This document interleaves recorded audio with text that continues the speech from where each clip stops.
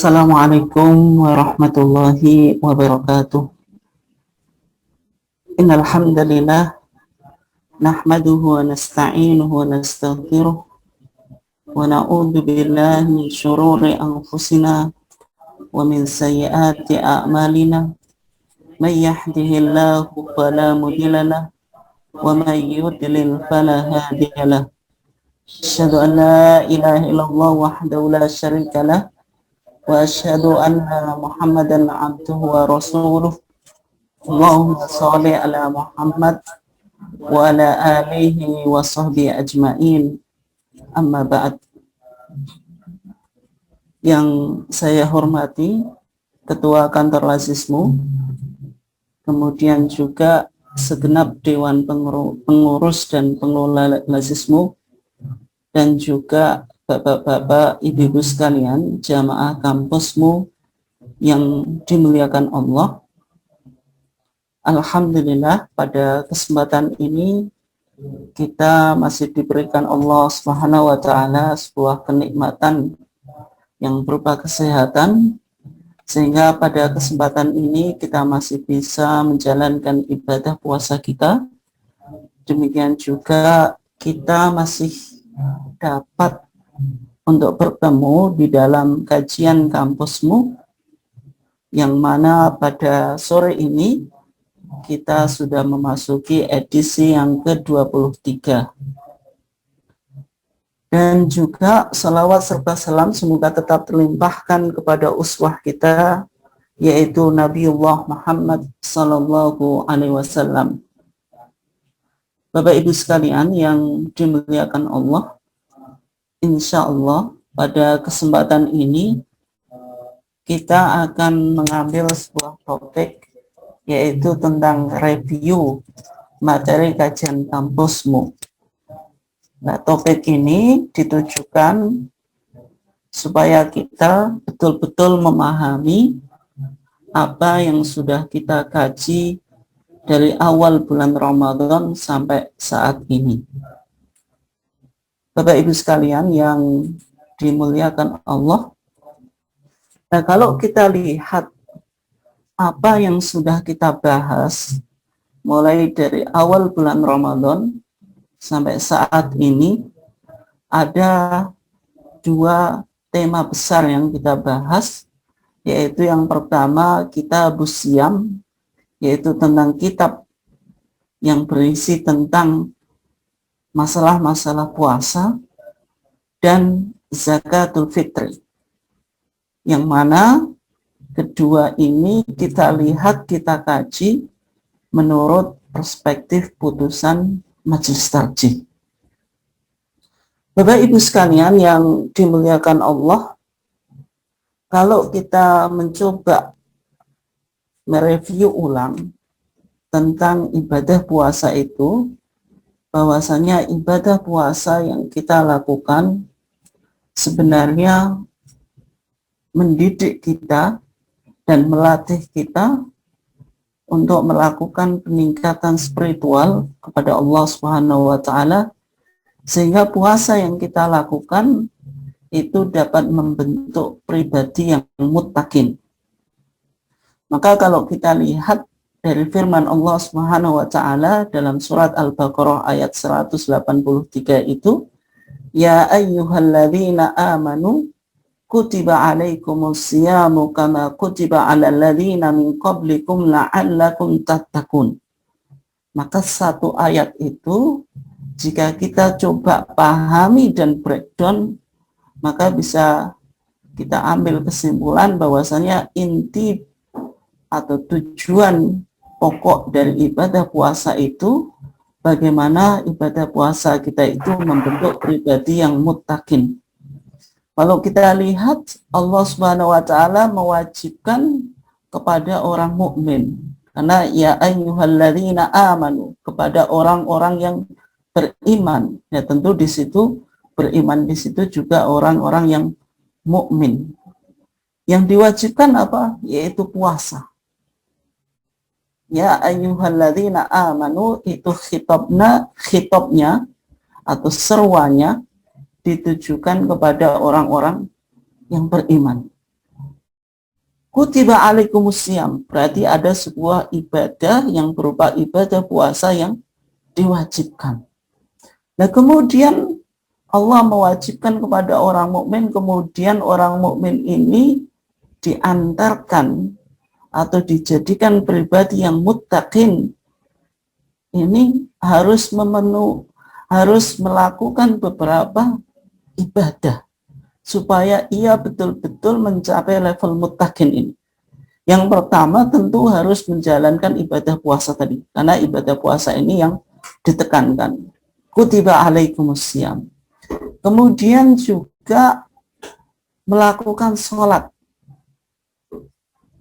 baik sholat wajib tentunya, ataupun sholat sunnah dari qiyam Ramadan dan sebagainya.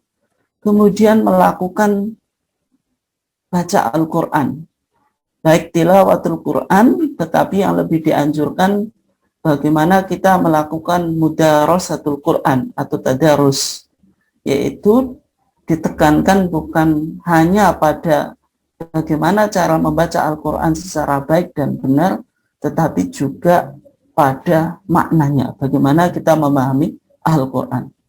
Kemudian kita juga dianjurkan untuk memperbanyak sedekah. Ini yang dilakukan oleh Rasulullah Shallallahu Alaihi Wasallam, karena Rasulullah itu adalah ajwadun nas, manusia yang paling dermawan, dan Rasulullah itu akan muncul sifat kedermawannya yang sangat luar biasa, terutama di dalam bulan Ramadan. Kemudian kita juga dianjurkan untuk iktikaf, yaitu melakukan ibadah dengan cara berdiam di tempat ibadah atau di masjid, yaitu kita mengoptimalkan waktu kita untuk melakukan ibadah kepada Allah Subhanahu wa taala secara totalitas, yaitu melalui iktikaf. Maka rangkaian-rangkaian amal ini di dalam pandangan atau terminologi majelis amal, amalan-amalan yang penting untuk kita lakukan di dalam kita menjalankan ibadah puasa. Nah, sehingga dengan melakukan ibadah-ibadah ini dengan sungguh-sungguh dan juga menjalankannya secara kualitas akan melahirkan pribadi yang muttaqin, yaitu pribadi yang memiliki tingkatan spiritualitas yang cukup tinggi. Inilah yang dikatakan oleh Allah Subhanahu wa taala, la'allakum tattaqun. Jadi ibadah puasa kita itu akhirnya yaitu bagaimana ibadah puasa itu melahirkan pribadi yang muttaqin. Itu Bapak Ibu sekalian yang dimuliakan Allah. Dan kemudian Bapak Ibu sekalian yang dimuliakan Allah, kajian atau materi kajian kampusmu yang sudah kita kaji sejak awal bulan Ramadan sampai saat ini, sebenarnya sumbernya dari mana? Ada sumber pokok yang kita jadikan acuan di dalam kajian kampusmu. Yang pertama yaitu sumber pokok kita adalah HPT Jilid 1 atau yang disebut dengan HPT lama. Nah, bukunya ini Bapak Ibu sekalian, bagi Bapak Ibu yang punya di rumah, punya HPT di rumah, nanti silahkan dicek dan dicocokkan materi-materi yang akan kita sajikan sesuai dengan HPT Bapak Ibu sekalian yang ada di rumah. Nah, di dalam HPT Jilid 1 atau yang disebut dengan HPT lama, di sana ada kitab Siam, yaitu kitab puasa, yang di situ dijelaskan bahwasanya kitab Siam yang merupakan hasil keputusan Muktamar Khususi Tarjih ini diputuskan tahun berapa? Bapak Ibu sekalian bisa cek dan juga bisa dilihat di gambarnya itu, yaitu hasil kongres ke-28 Muhammadiyah di Medan, yang ketika itu diadakan pada tanggal 19 sampai 25 Juli 1939. Artinya kitab Siam yang telah kita miliki dan menjadi kitab yang dijadikan acuan di dalam kita berMuhammadiyah dan juga menjadi sumber utama materi kajian kampusmu ini sudah diputuskan sejak 1939, artinya sebelum kita merdeka. Kitab ini sudah lama, tetapi yang mungkin belum begitu banyak dikenal di kalangan warga Muhammadiyah. Oleh sebab itu, melalui kajian kamusmu ini, kita mencoba mengenalkan dan memahamkan kepada saudara-saudara kita Muhammadiyah tentang referensi yang ada di dalam kita berMuhammadiyah dan berislam, yaitu himpunan putusan tarjih, yaitu tentang kitab Siam yang sudah diputuskan pada tahun berapa? 1939.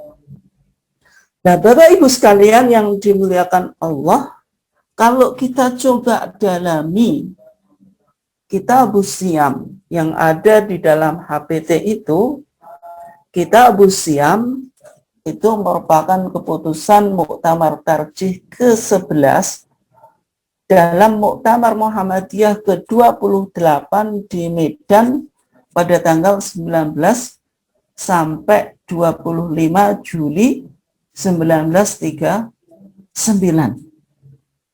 Nah, kitab Siam yang kita jadikan acuan itu bisa dilihat mulai dari halaman 170 sampai 186 yang sebenarnya isinya mencakup 6 masalah. Yang pertama berbicara tentang kaifiatus siam, yaitu cara berpuasa. Kaifiatus siam itu berbicara bagaimana cara kita masuk bulan Ramadan, yaitu ada beberapa cara, apakah dengan ru'yah atau dengan hisab. Ketika itu dijelaskan dengan ru'yah, kemudian dengan hisab, dan di dalam perkembangannya sekarang Muhammadiyah menetapkan bahwasanya pada dasarnya di dalam penetapan bulan itu dengan menggunakan metode hisab.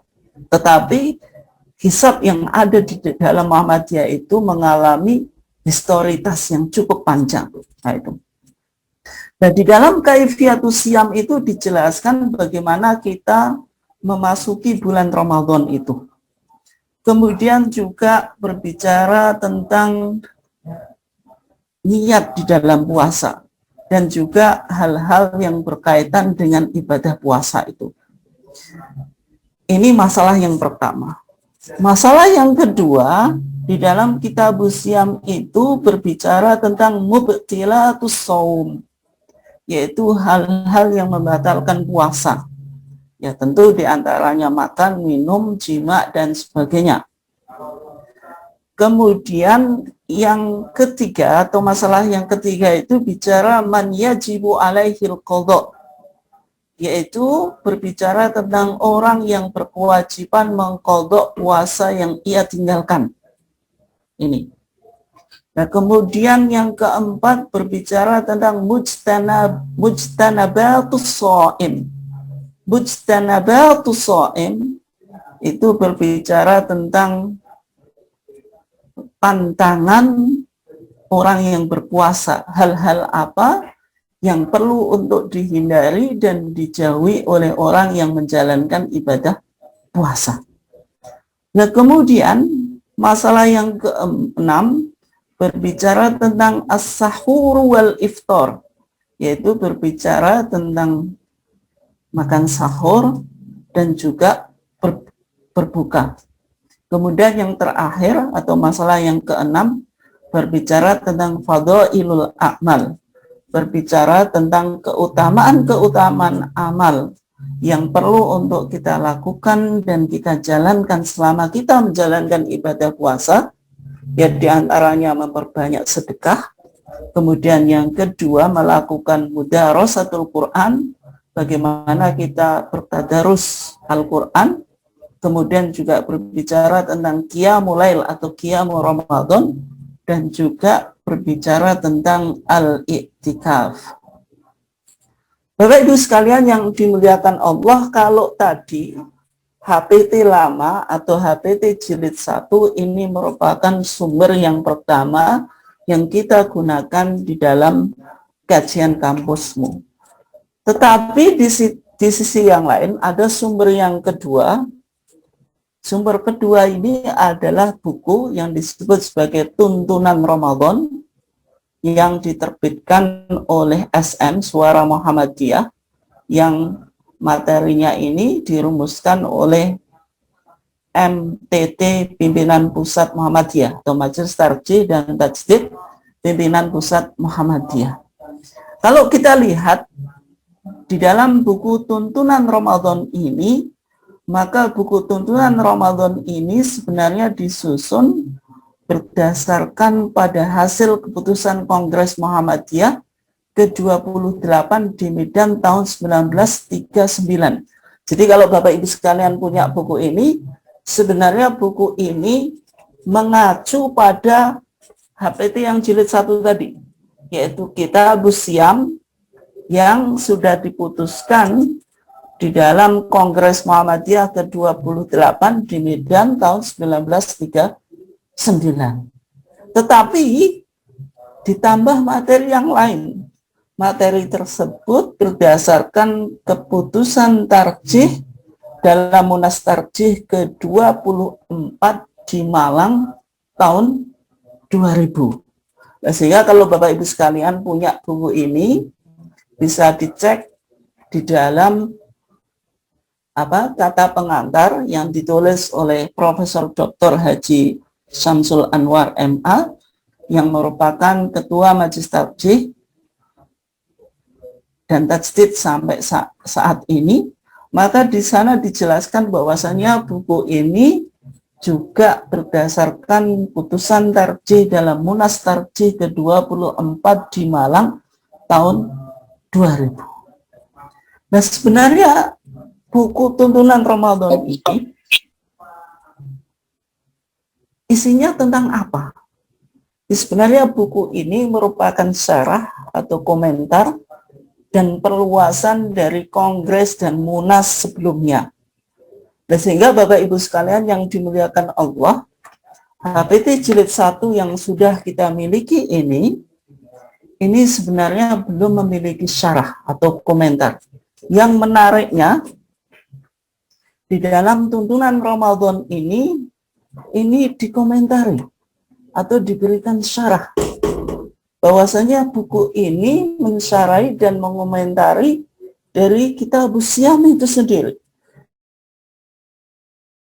Menarik bagi Bapak Ibu sekalian untuk memahami keputusan Muhammadiyah yang secara umum keputusan Muhammadiyah atau keputusan tarjih kita yang ada di dalam HPT jilid 1 ini belum ada komentar atau belum ada syarah.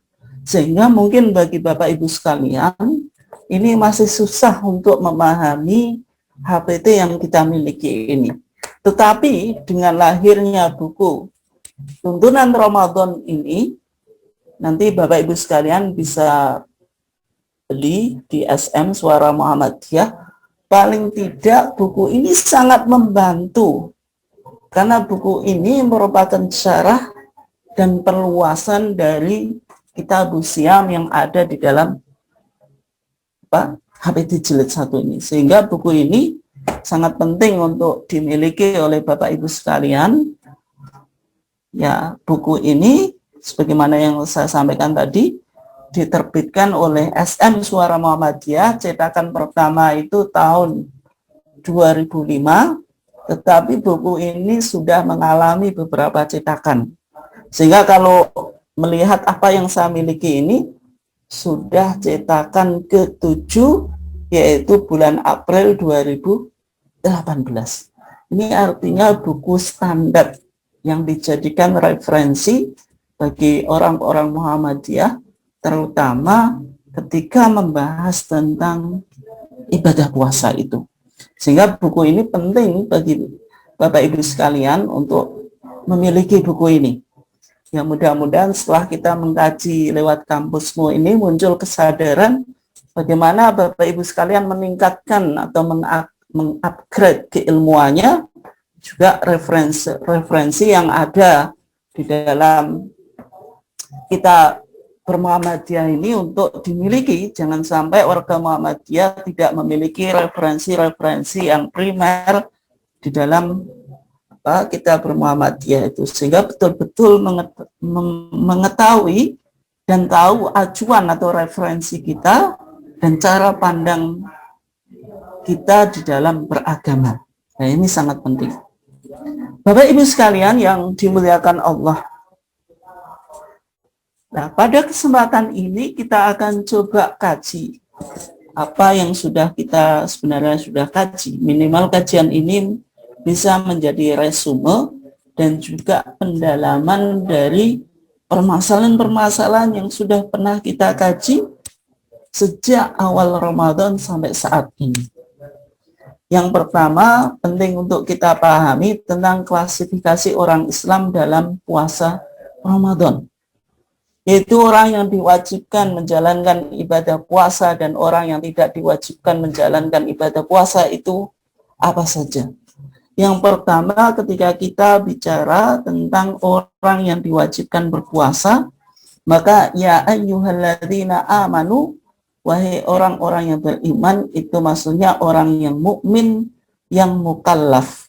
Mukallaf itu apa? Dalam pandangan ahli fikih yang disebut mukallaf itu ayyakuna balighan wa aqilan.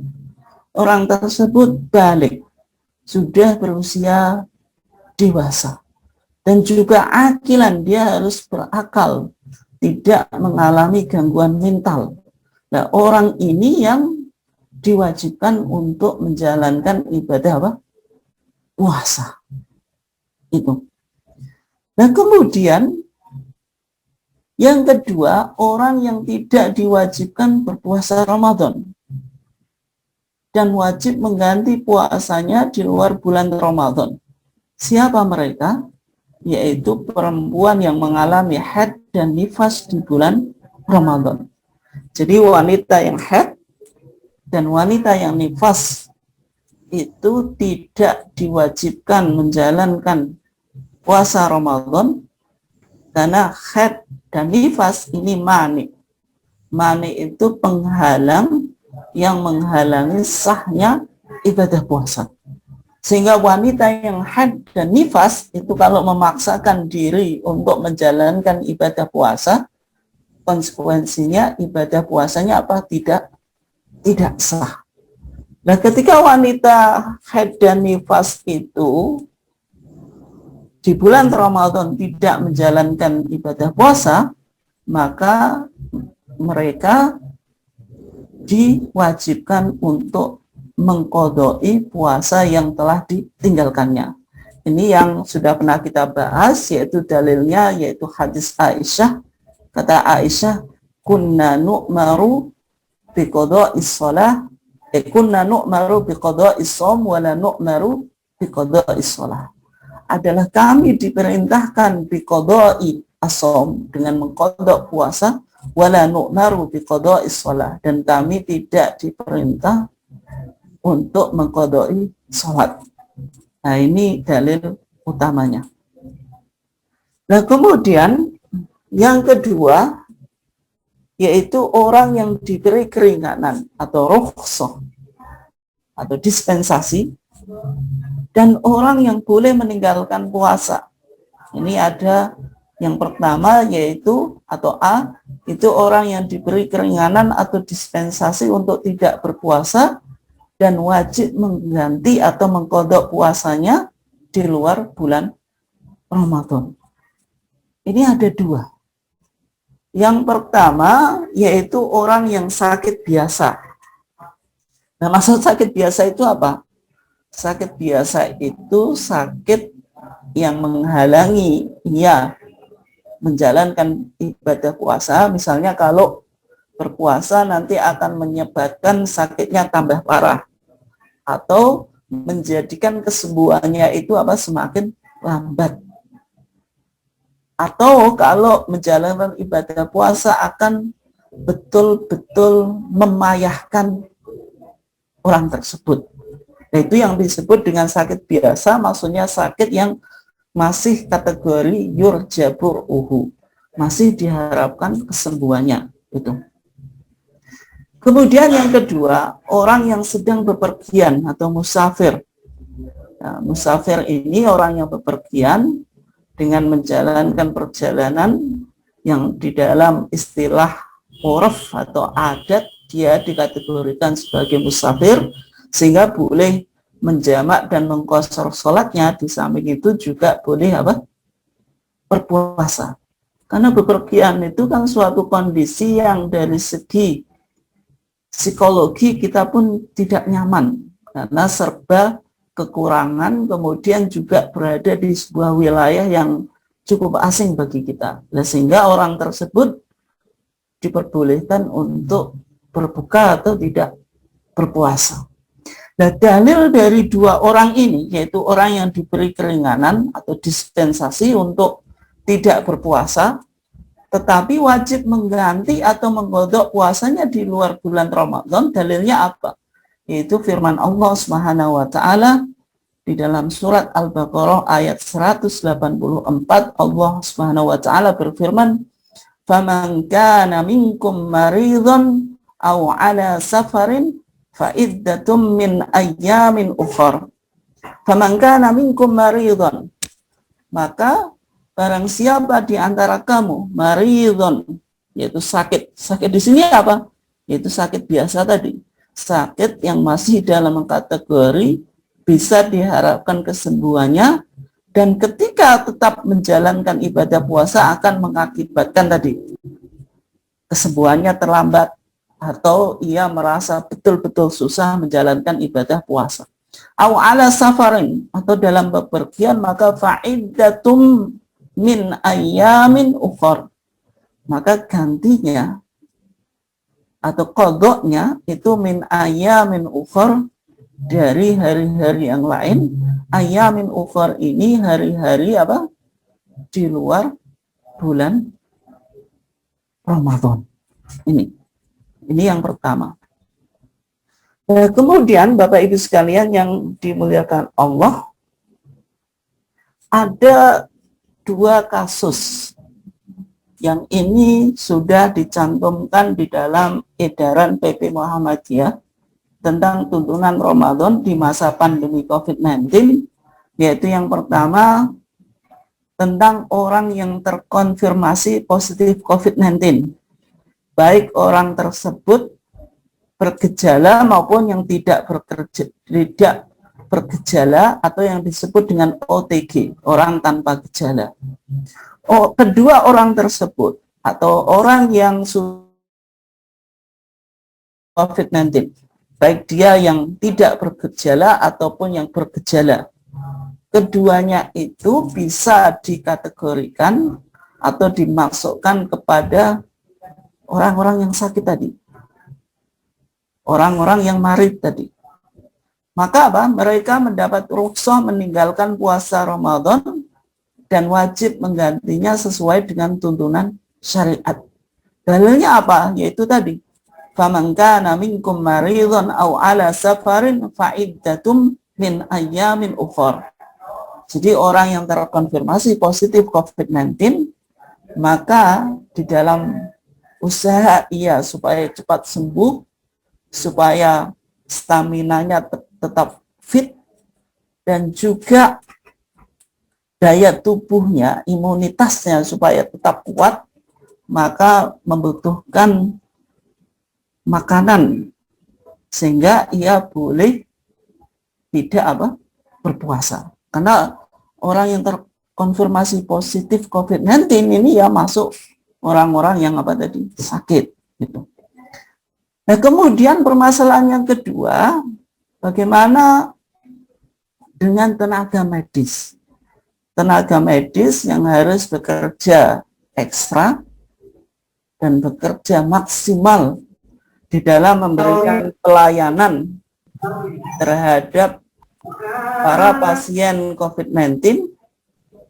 Nah, apakah petugas medis itu diperbolehkan untuk tidak berpuasa juga. Maka dalam edaran PP Muhammadiyah tentang tuntunan Ramadan di masa pandemi COVID-19, di sana dikatakan untuk menjaga kekebalan tubuh, puasa Ramadan dapat ditinggalkan oleh tenaga kesehatan yang sedang bertugas dan menggantinya sesuai dengan tuntunan syariat.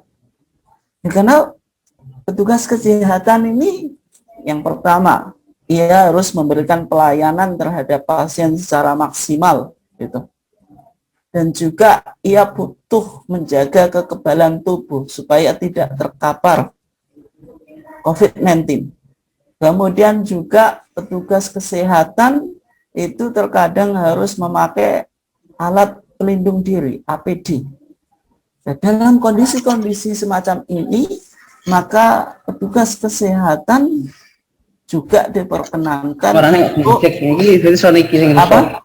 untuk berbuka. Nah, dalilnya apa? Yaitu surat Al-Baqarah ayat 185. Allah Subhanahu wa taala mengatakan wala tulqu bi aydikum ila tahlukah wa ahsinu innallaha yuhibbul muhsinin. Wala tulqu bi aydikum ila tahlukah. Jangan engkau menyebabkan dirimu ke dalam sebuah kebinasaan. Ini sebuah bentuk bagaimana Islam itu memperhatikan maqasid syariah atau the objectiveness of syariah. Tujuan syariat itu, diantaranya syariat itu harus hifdzun nafs, yaitu melakukan the protection of life. Bagaimana syariat itu bisa menjaga jiwa. Sehingga di dalam kita menjalankan ibadah puasa, ketika puasa ini dalam kondisi yang dialami oleh petugas medis itu tidak memungkinkan untuk menjalankan ibadah puasa misalnya, maka hifdzun nafs, menjaga jiwa ini harus diprioritaskan. Nah, sehingga petugas medis dalam situasi yang tadi boleh tidak berpuasa. Tetapi kalau misalnya dia bisa menjalankan tugasnya dengan tetap berpuasa, ya tentu baik. Tetapi harus dilihat tadi beberapa pertimbangan-pertimbangan tadi yang sudah kita sampaikan. Nah, kemudian Bapak Ibu sekalian yang dimuliakan Allah, kalau tadi orang yang sakit biasa, orang yang sedang bepergian, itu diberi rukhsah, dispensasi. Kemudian wanita yang haid dan nifas itu tadi manik, penghalang. Apa bedanya rukhsah dengan manik? Kalau manik itu orang yang haid dan nifas itu manik, penghalang. Kalau ia memaksakan dirinya untuk berpuasa, ya konsekuensinya apa? Puasanya tidak sah. Tetapi berbeda dengan dua orang ini, orang yang sakit biasa, orang yang sedang bepergian. Maka karena ini disebut rukhsah, keringanan, maka ketika situasi dan kondisi tidak menyebabkan kesulitan bagi mereka untuk menjalankan ibadah puasa, kemudian tetap menjalankan ibadah puasa, puasanya tetap tetap sah. Ya, misalnya Bapak Ibu sekalian, dalam konteks modern ini, bepergian. Dalam konteks modern, bepergian itu kan lebih mudah. Dalam arti kita menggunakan alat transportasi, baik bis, kemudian kereta api, atau bahkan pesawat, maka secara umum kan tidak menyebabkan kelelahan. Nah, ketika itu kalau Bapak Ibu sekalian tetap berpuasa, itu juga boleh. Meskipun juga berbuka itu juga boleh. Nah, itu yang dimaksud dengan perbedaan antara rukhsah dengan apa? Dengan manik itu. Nah, kemudian Bapak Ibu sekalian yang dimuliakan Allah, yang B, yaitu orang yang boleh meninggalkan puasa dan menggantinya dengan fidyah. Fidyah itu ukurannya 1 mud, yaitu kurang lebih 0,6 kilogram. Kalau menggunakan ukuran liter itu ya kurang lebih 0,5 liter. Tapi kalau menggunakan kilo, kurang lebih 0,6 kilogram atau lebih. Jadi ini standar minimal, kalau mau dilebihkan juga boleh. Makanan pokok, bisa makanan pokok atau juga bisa berupa makanan yang sudah siap saji atau siap makan. Ya nanti ada nasinya, ada lauk pauknya, ada sayurnya, ada minumannya gitu. Atau juga bisa dikonversikan melalui uang. Misalnya Bapak Ibu sekalian datang ke Lasismo ingin membayar fidyah dengan nominal uang, itu juga boleh. Itu untuk setiap harinya, yaitu setiap hari orang di bawah ini tidak menjalankan ibadah puasa. Siapa sajakah orang yang boleh meninggalkan puasa dan menggantinya dengan fidyah? Yang pertama adalah orang yang tidak mampu berpuasa. Orang yang tidak mampu berpuasa itu misalnya orang yang sudah tua renta atau sudah manula, baik laki-laki dan perempuan. Ya misalnya Bapak Ibu sekalian yang di rumahnya masih punya kakek, nenek atau buyut yang usianya sudah sepuh gitu. Biasanya kan sudah tidak kuat menjalankan ibadah puasa. Nah, itu diperbolehkan untuk tidak menjalankan ibadah puasa, tetapi tadi membayar fidyah 1 mud, yaitu kurang lebih 0,6 kilogram. Ini yang pertama. Yang kedua yaitu orang yang sakit menaun. Orang yang sakit menaun itu bedanya apa dengan orang yang sakit biasa tadi? Kalau orang yang sakit biasa itu masih berpotensi untuk sembuh. Gitu. Tetapi kalau orang yang sakit menaun ini sudah tidak berpotensi untuk sembuh. Itu sakitnya itu sudah kronis. Misalnya orang yang mengidap diabetes mellitus. Diabetes yang sudah betul-betul kronis, atau penyakit mah yang sudah kronis. Nah, contoh-contoh penyakit itu kalau sudah menaun sehingga sangat fatal jika melakukan puasa dan hampir bisa dipastikan orang tersebut tidak bisa menjalankan ibadah puasa, maka boleh dan menggantinya dengan fidyah. Yang ketiga yaitu perempuan hamil. Perempuan hamil yang mengandung bayi itu diperbolehkan juga untuk untuk berbuka dan membayar fidyah. Karena ketika hamil ini ada 2 konsekuensi. Konsekuensi pertama bisa mengakibatkan kesehatan si ibu, yang kedua pada si perempuan yang menyusui. Jadi hamil dan menyusui, keduanya itu boleh berbuka atau tidak berpuasa karena tadi berpotensi mengganggu kesehatan si ibu atau si bayi. Nah, karena hamil dan menyusui, ini kalau kita lihat dalam Al-Quran itu hamil dan menyusui itu kan fi amain, 2 tahun. Ya kalau hamil itu secara normalnya kan 9 bulan. Kemudian hamil dan menyusui ini 2 tahun. Nah, berarti kurang lebih ada 3 tahun wanita tersebut tidak menjalankan ibadah puasa. Nah, kalau dikodok bagaimana kan gitu? Berarti ada kurang lebih 3 kali Ramadan tidak menjalankan ibadah puasa. Sehingga pendapat Majelis Tarjih wanita yang hamil dan menyusui itu tidak mengkodok tetapi cukup membayar fidyah. Demikian juga tidak mengkodok dan memfidyah dan tidak membayar fidyah, karena di masyarakat itu ada fatwa juga yang mengatakan bahwasanya wanita hamil dan menyusui itu yang pertama mengkodok, yang kedua membayar fidyah. Nah, ini lebih berat. Sehingga dalam pandangan Majelis Tarjih, perempuan hamil dan perempuan yang menyusui itu cukup membayar fidyah, yaitu 1 mud kurang lebih 0,6 kilogram.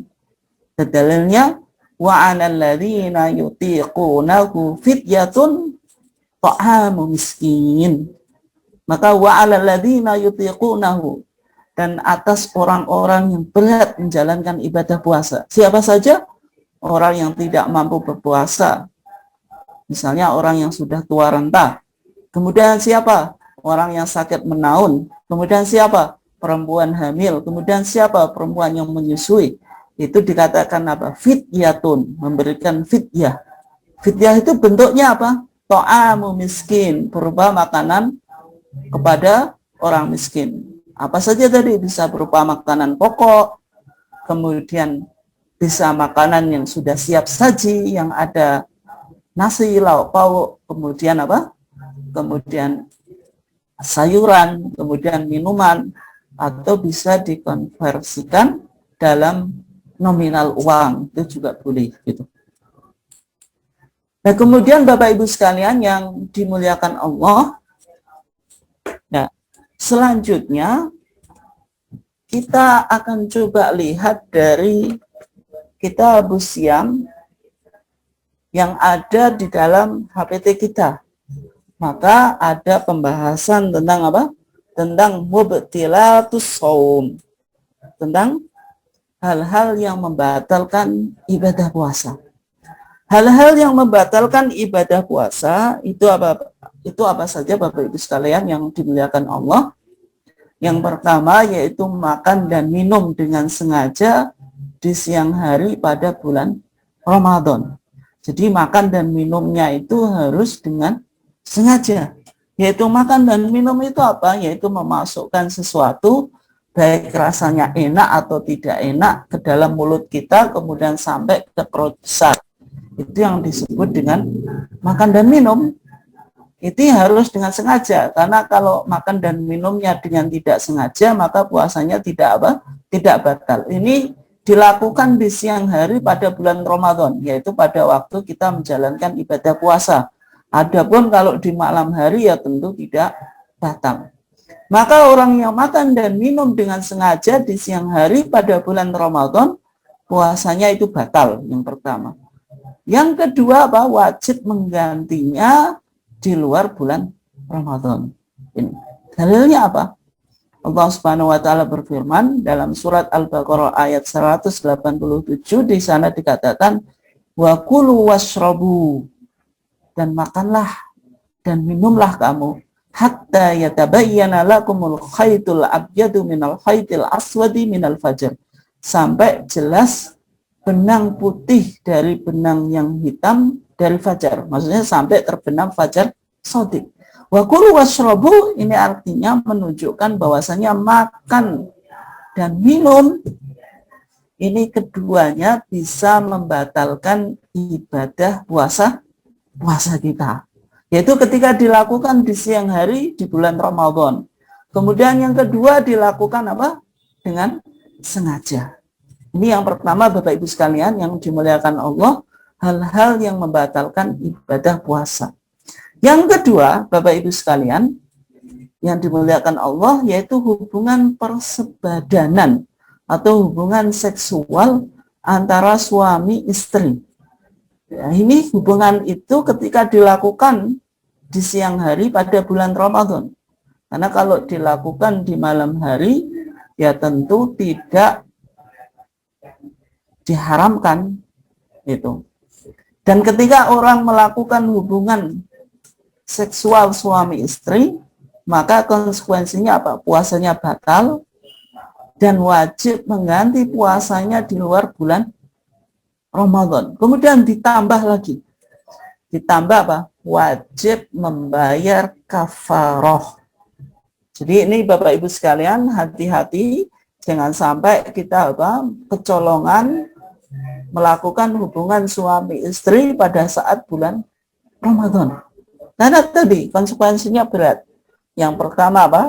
Puasanya batal. Yang kedua kita diwajibkan mengganti puasa yang batal tersebut di hari yang apa? Dilakukan hubungan suami istri tadi. Kemudian yang ketiga wajib membayar apa? Membayar kafarah ini. Yang mana kalau kita lihat kafarahnya itu terdiri dari 3 ini. Yang pertama yaitu memerdekakan seorang budak. Ini. Meskipun dalam konteks sekarang budak itu ya sudah tidak ada. Ya kalau tidak bisa itqu raqabah, memperdekakan seorang budak, maka ia harus apa? Puasa syahraini mutatabi'ain. 2 bulan secara berturut-turut. Artinya berturut-turut itu ya bersambung selama apa? 2 bulan tidak boleh dipisah. Nah, ketika tidak mampu, maka solusi yang ketiga apa? It'amu sitina miskinan. Ia memberikan makan 60 orang miskin. Nah, kadarnya berapa? Yaitu 1 mud dari makanan pokok sebagaimana yang kita sudah bahas pada saat kita membahas fidyah tadi. 1 mud itu kan kurang lebih 6 ons atau dilebihkan boleh. Bisa berupa makanan pokok, makanan yang sudah siap saji, atau sudah berupa nominal uang, itu boleh.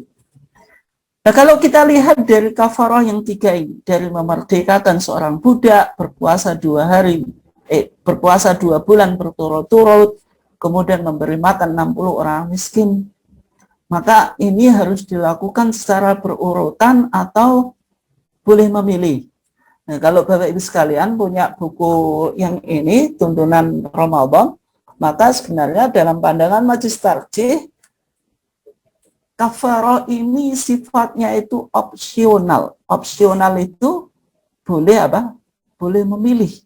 Karena ada redaksi hadis yang lain itu menggunakan kata au. Au itu litakhyir, menunjukkan arti memilih. Nah, sehingga Bapak Ibu sekalian bisa memilih, berarti opsinya tinggal 2, yaitu berpuasa 2 bulan berturut-turut atau memberi makan 60 orang miskin. Dan ini bisa dilakukan, mana yang lebih maslahah.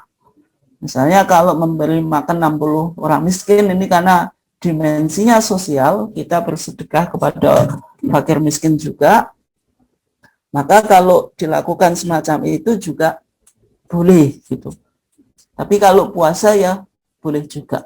Kemudian Bapak Ibu sekalian, yang ketiga yang membatalkan puasa atau mubtilatu as-shaum itu muntah dengan sengaja, yaitu at-taqayyu amdan.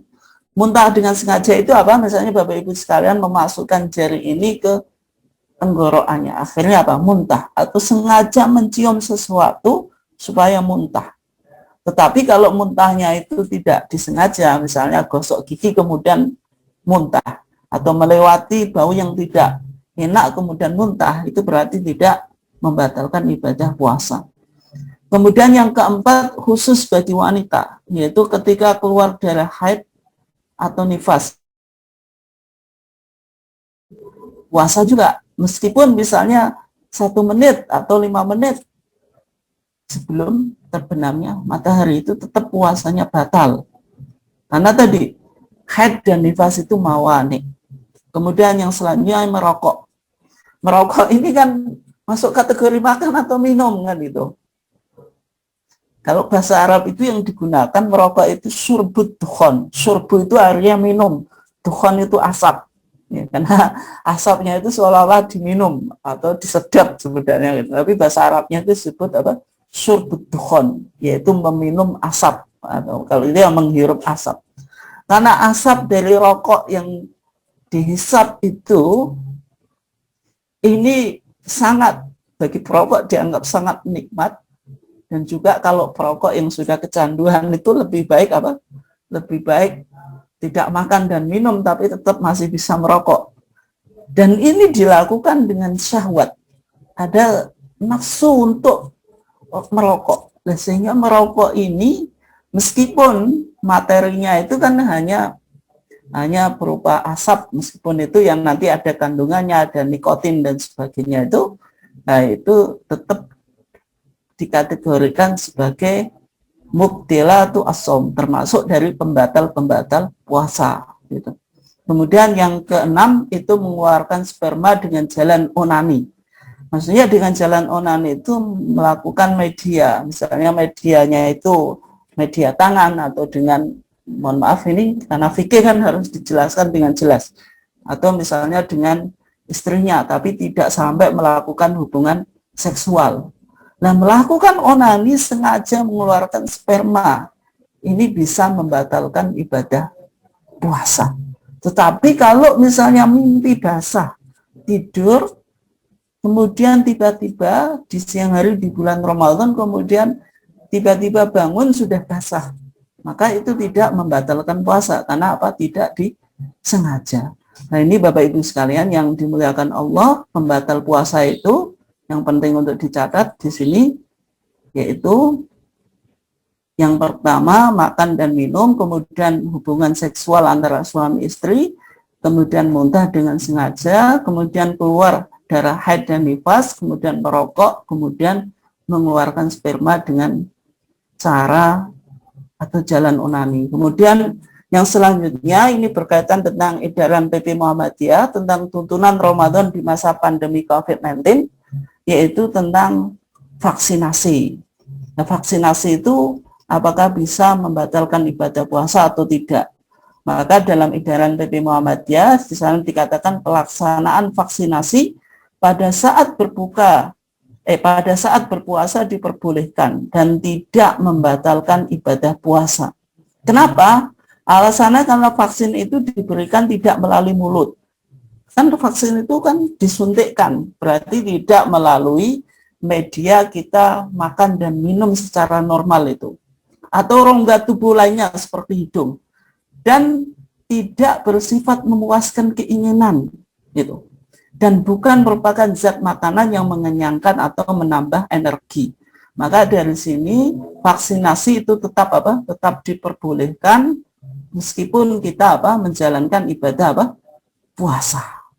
Nah, kemudian selanjutnya itu suntik yang dilarang.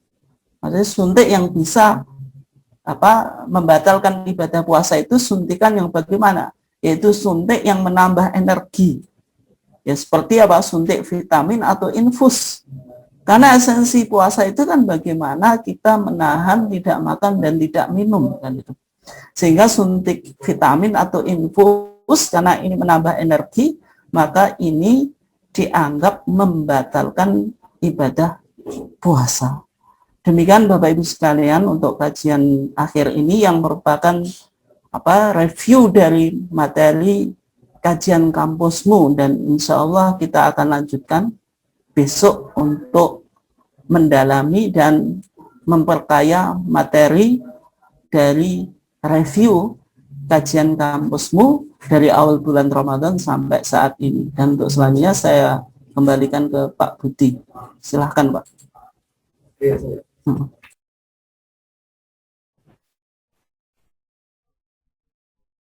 Baik, terima kasih Ustadz atas penyampaian materinya.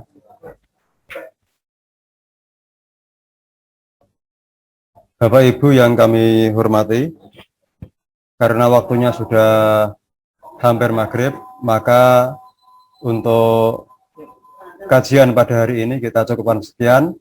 Billahi taufiq wal hidayah. Wassalamualaikum warahmatullahi wabarakatuh.